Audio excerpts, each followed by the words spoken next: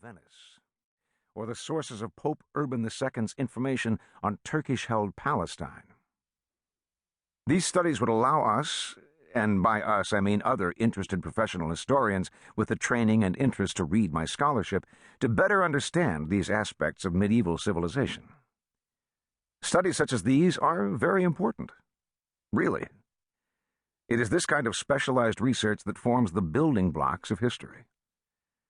Sure, only a handful of people will read those journal articles, but among them, some will write specialized books incorporating my research. And then others will use those books to write broader texts that might be assigned in classrooms, or even find a general audience. At least that's the way it's supposed to work. Then came the knock on my attic door. It seems that a group of Islamist terrorists had flown planes into the World Trade Center and the Pentagon. Their organization, Al-Qaeda, had a host of grievances against the West, only a few of which occurred after World War II. When Americans asked the question, why do they hate us? The answer they got back was a swirl of events, including the fall of the Ottoman Empire, the reconquest of Spain, and the Crusades.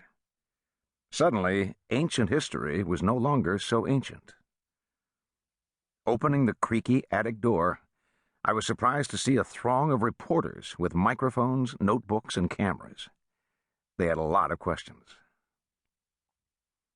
Before 9/11, the media and I were strangers. No longer. In the hundreds of interviews that I have given since then, I've learned a lot about reporters and the press. Although approval ratings for journalists have now sunk to lawyer levels, I've found most interviewers to be pleasant people. They remind me very much of my undergraduates.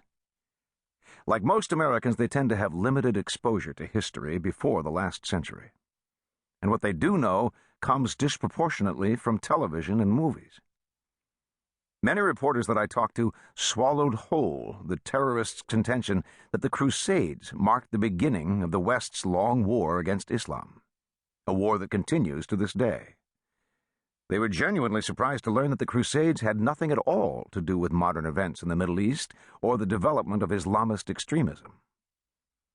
I have seen more than one incredulous face stare at me in amazement as I explained that the Crusades began as a response to Muslim attacks on Christians. That's not what they had heard. During those years, I learned some lessons about the importance of ancient history. Simply put, ignorance of the past is dangerous. We are in large part defined by our culture and our civilization. If we fail to learn its history, then we have no defense against those who would warp it or corrupt it. In other words, we leave to others, including our enemies, the task of defining us. Ignorance of the past is dangerous in another way, too. It is natural for human beings to look to the past in order to make decisions about the future. We do it all the time in our personal lives. But because so many Americans consider modern and therefore relevant history to begin with World War II, we are drastically reducing the lessons and experiences that we can draw from when charting our future course. American schoolchildren today are not trained in Latin or Greek or the classics, or even the history of the medieval world.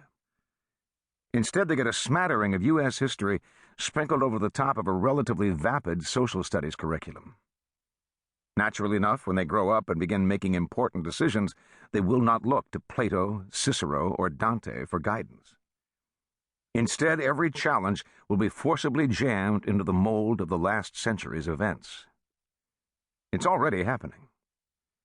Simply look at approaches toward recent American conflicts, including the current occupation of Iraq.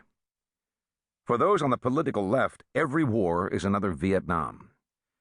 American intervention overseas, therefore, is usually wrong and must always be short. If it continues longer than a few months, it's a quagmire. The answer, then, is to retreat and avert one's eyes from the aftermath. For conservatives, on the other hand, every conflict is World War II. A clear evil has moved against the United States, and it must be defeated no matter the cost. Appeasement only emboldens the enemy. If your historical horizon extends just 60 years, those are the sorts of lessons you are likely to draw. It's a safe bet, though, that few American